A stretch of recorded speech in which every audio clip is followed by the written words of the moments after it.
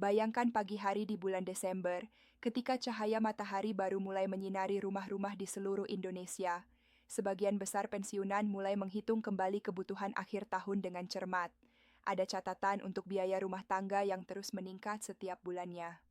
Ada rencana persiapan perayaan Natal bagi yang merayakan, lengkap dengan kue-kue tradisional dan dekorasi sederhana. Ada juga perhitungan untuk menyambut tahun baru dengan sedikit lebih lapang. Belum lagi keperluan anak dan cucu yang tidak pernah berhenti, mulai dari biaya sekolah, buku pelajaran, hingga kebutuhan sehari-hari yang semakin kompleks. Di tengah suasana perhitungan yang penuh harap-harap cemas itu, tiba-tiba muncul sebuah kabar yang beredar dengan sangat cepat. Kabar ini menyebar melalui berbagai platform digital yang sudah menjadi bagian dari kehidupan sehari-hari. Di grup WhatsApp keluarga, pesan itu diteruskan dengan keterangan info penting tolong dibaca. Di grup Facebook komunitas pensiunan, postingan serupa mendapat ratusan komentar dalam hitungan jam. Di YouTube, video dengan thumbnail menarik dan judul besar mulai bermunculan dengan klaim serupa. Isi pesannya, rapel kenaikan gaji pensiunan dikabarkan akan cair pada tanggal 22 Desember 2025. Bukan sekedar bulan Desember secara umum, tetapi tanggalnya disebutkan dengan sangat spesifik, 22 Desember. Angka tanggal yang begitu detail membuat pesan tersebut terlihat sangat meyakinkan. Bahkan ada beberapa versi pesan yang menyertakan tangkapan layar, yang seolah-olah berasal dari sumber resmi pemerintah, lengkap dengan logo instansi dan format dokumen yang terlihat profesional. Reaksi yang muncul di kalangan pensiunan pun beragam. Banyak yang langsung berharap dan mulai merencanakan penggunaan dana tambahan tersebut. Ada yang berencana membayar cicilan yang tertunda, ada yang ingin membeli obat-obatan yang selama ini ditunda karena harganya mahal, ada pula yang berharap bisa memberikan amplop lebih besar untuk cucu saat tahun baru nanti. Namun tidak sedikit juga yang mulai merasakan keraguan, mereka yang sudah lebih lama menjadi pensiunan, yang sudah berkali-kali mengalami kabar serupa di tahun-tahun sebelumnya, cenderung lebih hati-hati dalam menyikapi informasi ini. Benarkah informasi ini bisa dipercaya? Atau hanya kabar yang sengaja dipelintir, dipoles, dan dikemas sedemikian rupa agar terlihat meyakinkan? Pertanyaan-pertanyaan ini sangat wajar muncul, karena di era digital seperti sekarang, membedakan antara informasi yang benar dan yang salah memang semakin menantang. Konteks historis, mengapa akhir tahun selalu sensitif? Faktanya, setiap akhir tahun memang selalu menjadi momen yang sangat sensitif bagi para pensiunan di seluruh Indonesia. Ini bukan fenomena baru yang hanya terjadi tahun ini. Pengalaman bertahun-tahun, bahkan berpuluh-puluh tahun, mengajarkan bahwa periode November hingga Januari adalah masa di mana informasi tentang rapel, kenaikan pensiun, dan jadwal pencairan mencapai puncaknya. Informasi-informasi yang beredar di periode ini seringkali bercampur aduk antara pengumuman resmi yang memang benar bersumber dari kebijakan pemerintah dengan spekulasi yang dibuat berdasarkan asumsi atau harapan semata. Ada yang benar-benar didasarkan pada dokumen regulasi yang sudah ditandatangani dan siap dieksekusi. Ada pula yang hanya berupa interpretasi sepihak dari seseorang yang mengaku memiliki akses informasi dari orang dalam di instansi terkait. Bahkan, tidak jarang ada konten yang sengaja dibuat dengan tujuan agar cepat viral, tanpa terlalu mempertimbangkan keakuratan informasinya. Motivasi di balik pembuatan konten semacam ini bisa bermacam-macam. Ada yang ingin mendapatkan views dan engagement untuk monetisasi channel mereka, ada yang ingin terlihat sebagai sumber informasi pertama dan terdepan, ada pula yang mungkin tidak memiliki niat buruk tetapi kurang teliti dalam melakukan verifikasi sebelum membagikan informasi. Karena itulah, sangat penting sekali untuk tidak langsung mengambil kesimpulan hanya dari satu pesan yang diterima di grup WhatsApp atau hanya dari satu judul sensasional yang muncul di beranda media sosial. Kita perlu melatih diri untuk melakukan cross-check, untuk mencari konfirmasi dari sumber-sumber yang berbeda, dan untuk selalu bertanya, dari mana informasi ini berasal, siapa yang pertama kali menyebarkannya, apakah ada dokumen resmi yang mendukung klaim ini? Harapan yang wajar di tengah realitas ekonomi. Di sisi lain, kita juga harus mengakui bahwa harapan para pensiunan terhadap adanya rapel dan kenaikan gaji itu sangat wajar dan dapat dimengerti. Ini bukan soal rakus atau tidak pernah merasa cukup.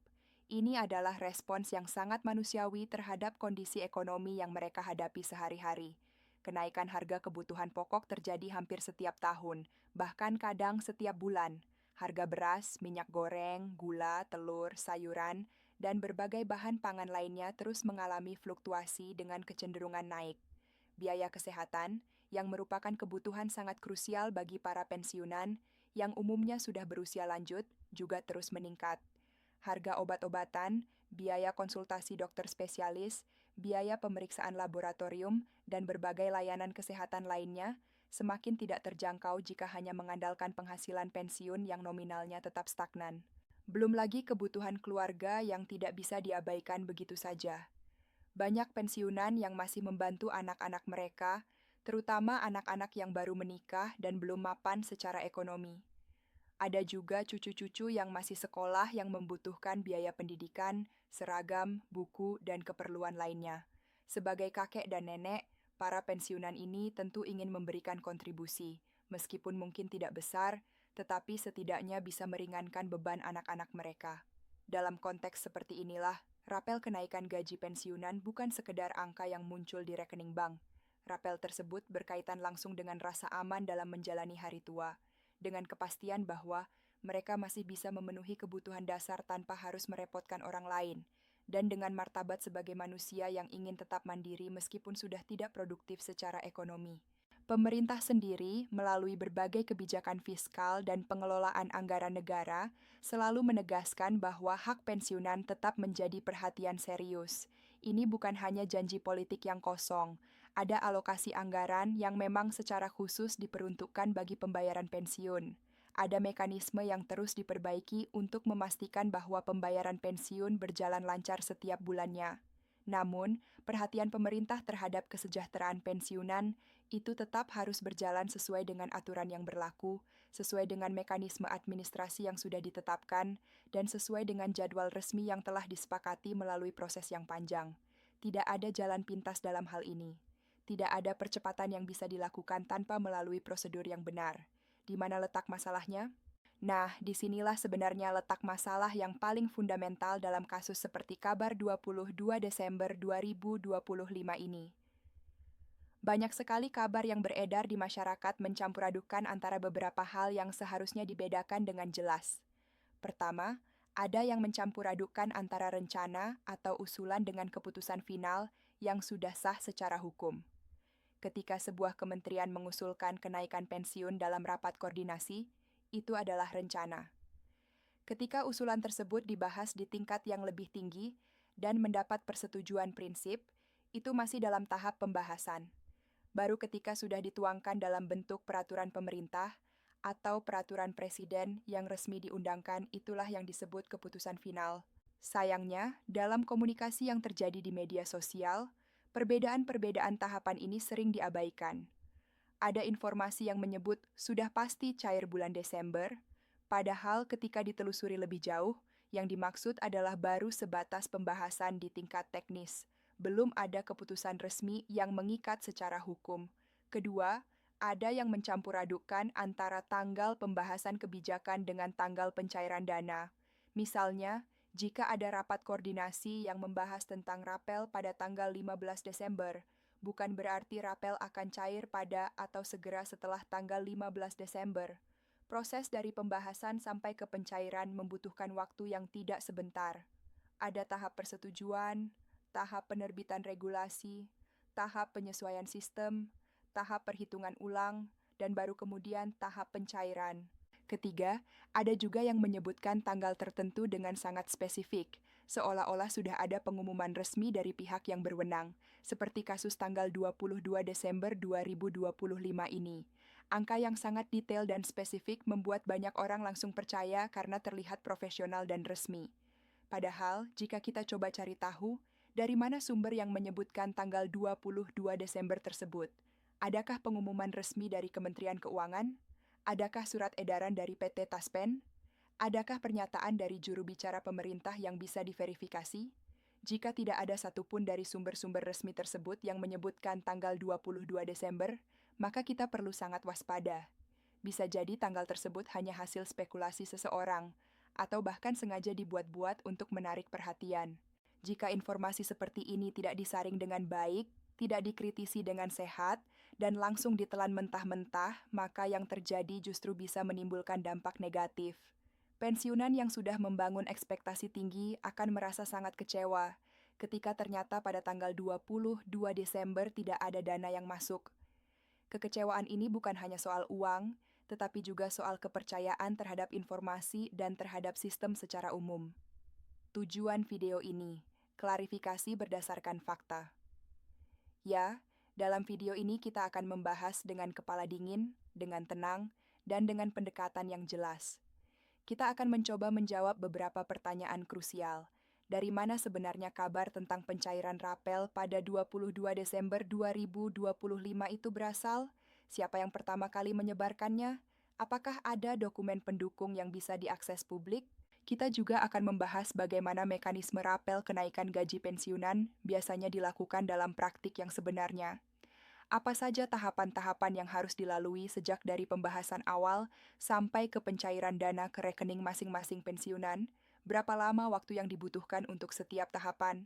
Instansi mana saja yang terlibat dalam proses tersebut? Lebih penting lagi, kita akan membahas apa saja tanda-tanda yang bisa dijadikan pegangan untuk membedakan informasi resmi yang dapat dipercaya dengan sekedar isu atau rumor yang belum terverifikasi. Bagaimana cara mengidentifikasi sumber yang kredibel? Platform mana saja yang biasanya digunakan oleh pemerintah untuk menyampaikan pengumuman resmi? Seperti apa format dan bahasa yang digunakan dalam pengumuman resmi tersebut? Jadi, sebelum kita terburu-buru mengambil kesimpulan dan membangun harapan yang terlalu tinggi, mari kita luruskan bersama-sama berdasarkan fakta yang dapat diverifikasi, bukan sekedar berdasarkan harapan atau keinginan pribadi.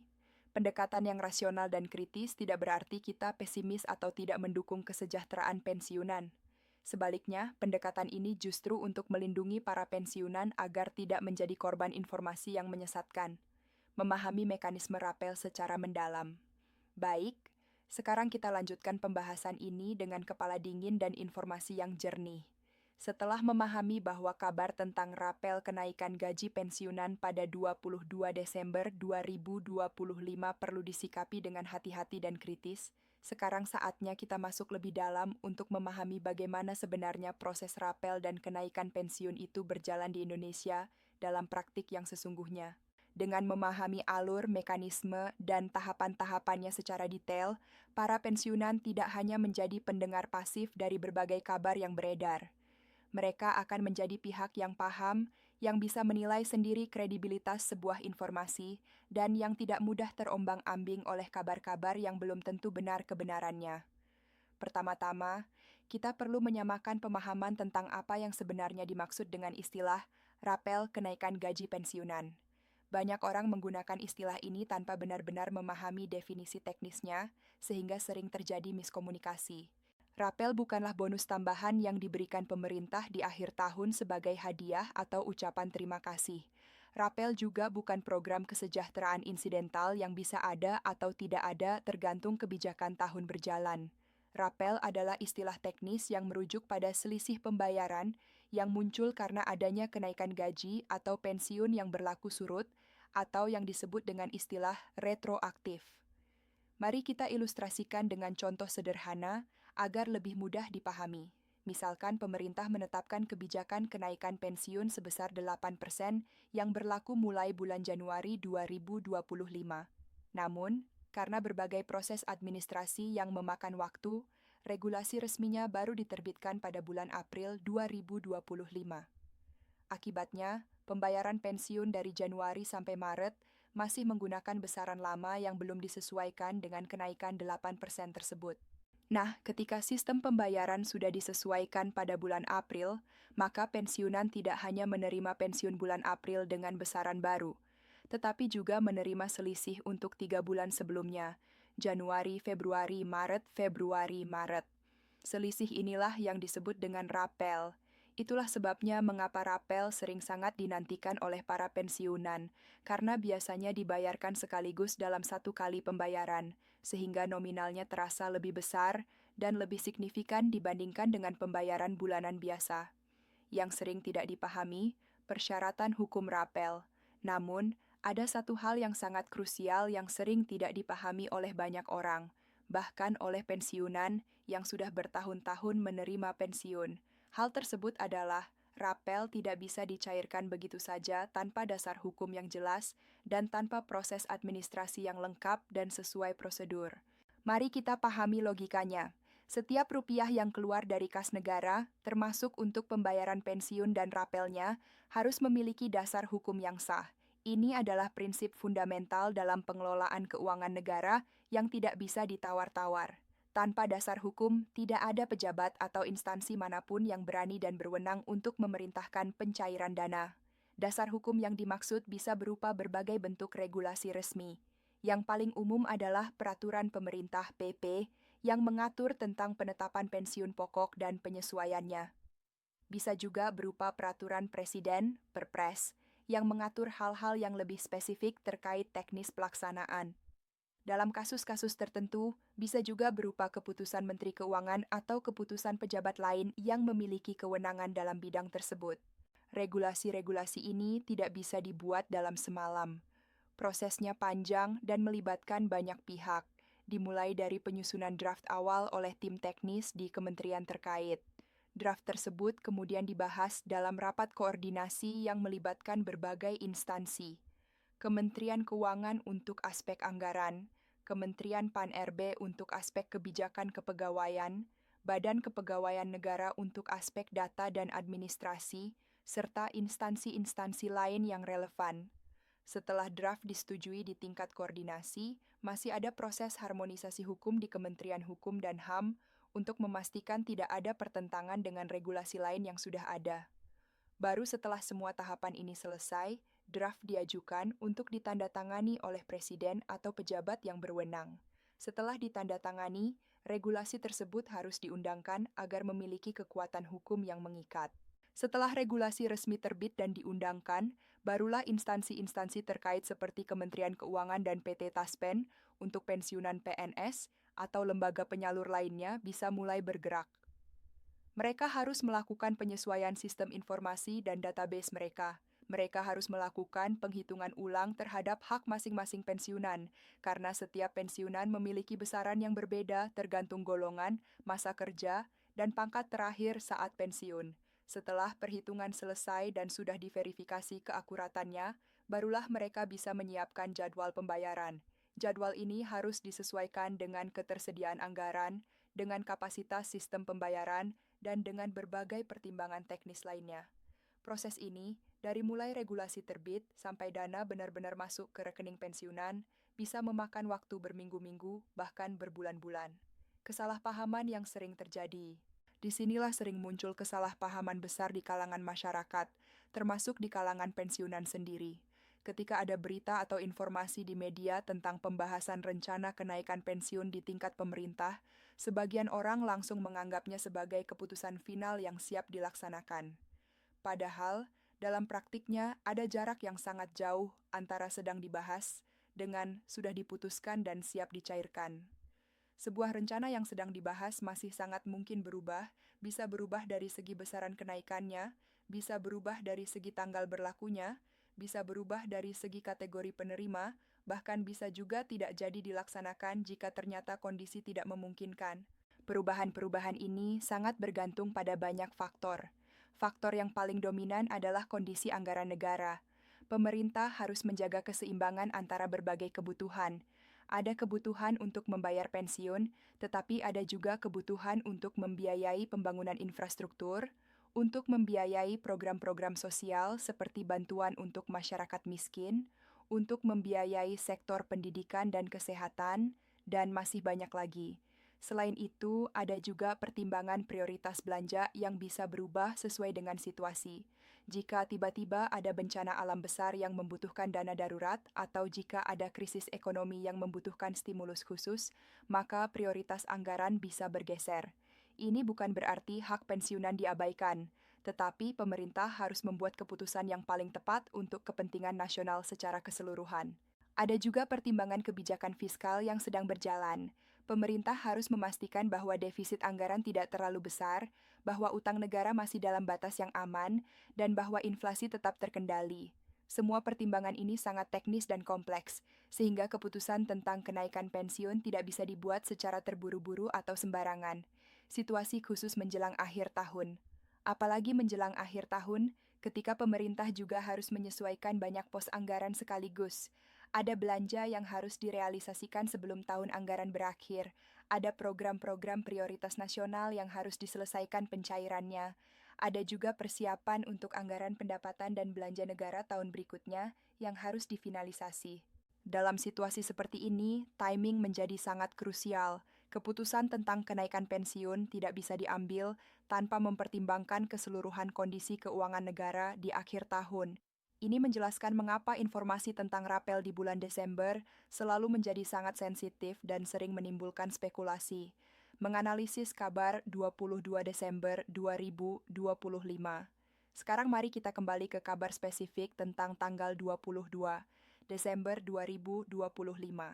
Jika kita telaah dengan logika sederhana dan akal sehat, kabar ini memang terdengar sangat spesifik dan detail. Justru disinilah letak kejanggalannya yang perlu kita perhatikan dengan seksama. Pengumuman resmi dari pemerintah, berdasarkan pengalaman bertahun-tahun, jarang sekali menetapkan tanggal pencairan rapel secara detail dan pasti jauh-jauh hari sebelumnya, apalagi tanpa disertai dengan pernyataan tertulis yang jelas dan dapat diakses oleh publik melalui kanal resmi. Biasanya, jika memang sudah ada kepastian, pemerintah dan PT Taspen akan menyampaikan informasi dengan format yang lebih umum terlebih dahulu. Mereka akan mengatakan bahwa pencairan akan dilakukan pada bulan Desember atau pada minggu terakhir bulan Desember atau secara bertahap mulai pertengahan Desember. Mereka tidak akan langsung menyebutkan tanggal spesifik seperti 22 Desember, kecuali memang sudah benar-benar siap secara administratif dan teknis, dan biasanya pengumuman tanggal spesifik tersebut akan disampaikan hanya beberapa hari sebelum pelaksanaan. Jadi, ketika beredar kabar yang terlalu detail, yang menyebutkan tanggal yang sangat spesifik, tetapi kabar tersebut tidak disertai dengan sumber resmi yang bisa diverifikasi secara langsung, maka para pensiunan sebaiknya ekstra waspada dan tidak langsung mempercayainya begitu saja. Kewaspadaan ini bukan berarti kita harus menjadi paranoid atau tidak percaya pada apapun. Kewaspadaan ini adalah bentuk sikap kritis yang sehat, yang melindungi kita dari kekecewaan yang tidak perlu dan dari potensi penipuan yang semakin canggih di era digital ini. Pelajaran dari tahun-tahun sebelumnya, pengalaman dari tahun-tahun sebelumnya juga bisa menjadi pelajaran yang sangat berharga bagi kita semua. Jika kita melihat ke belakang, memang benar bahwa rapel kenaikan pensiun kadang-kadang dicairkan di akhir tahun. Bahkan ada yang dicairkan mendekati hari-hari besar seperti menjelang Natal atau Tahun Baru. Ini memberikan kesan bahwa pemerintah memang berusaha memberikan hadiah akhir tahun bagi para pensiunan. Namun, penting untuk dipahami bahwa timing pencairan tersebut bukan karena ada tradisi atau kebiasaan khusus untuk mencairkan di akhir tahun. Timing tersebut lebih merupakan hasil dari proses administrasi yang kebetulan selesai di akhir tahun. Regulasinya mungkin baru terbit di pertengahan tahun, perhitungannya memakan waktu beberapa bulan, dan akhirnya pencairan baru bisa dilakukan di akhir tahun. Namun, ada juga banyak tahun di mana rapel baru dibayarkan di awal tahun berikutnya, bukan di akhir tahun sebelumnya. Ini terjadi karena proses administrasi belum selesai sepenuhnya pada akhir tahun, atau karena ada kendala teknis dalam sistem pembayaran, atau karena verifikasi data masih dalam proses finalisasi. Keterlambatan semacam ini bukan berarti hak pensiunan diabaikan atau dilupakan oleh pemerintah. Ini murni karena sistem pengelolaan keuangan negara harus berjalan sesuai prosedur yang ketat. Setiap rupiah yang keluar dari kas negara harus bisa dipertanggungjawabkan dengan dokumen yang lengkap, dengan dasar hukum yang jelas, dan dengan perhitungan yang akurat. Proses ini memang membutuhkan waktu, dan kita harus bersabar menunggu hingga prosesnya selesai dengan benar. Kesimpulan dan sikap bijak. Pada akhirnya, yang paling penting adalah kita memiliki pemahaman yang benar tentang mekanisme dan kita bersikap realistis terhadap informasi yang beredar. Wrap.